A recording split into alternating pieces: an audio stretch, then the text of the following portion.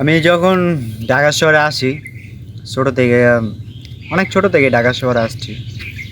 তা আসার পরে আমি প্রথম চাকরি নিই।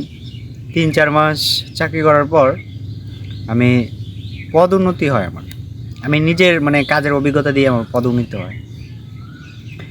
তো আমি কি করতাম, বারবার আমার চাকরি চেঞ্জ করতাম।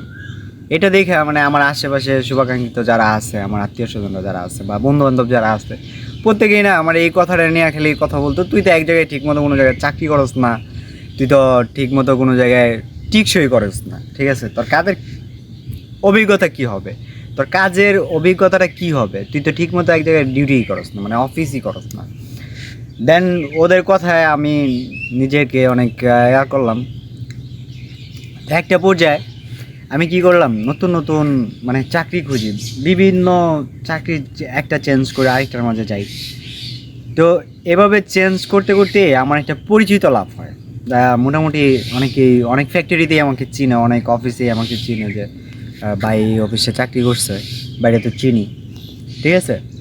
তো একটা পর্যায়ে আমার পদ কন্টিনিউ উন্নতি হচ্ছে আল্লাহর রহমতে। আমি এখন ভালো ভালো যা পদের জন্য আমি অফারে আসি, কথার মধ্যে আসি যে আমার কথা বলা হয়, তাকে নিলে মনে হয় বেটার হবে।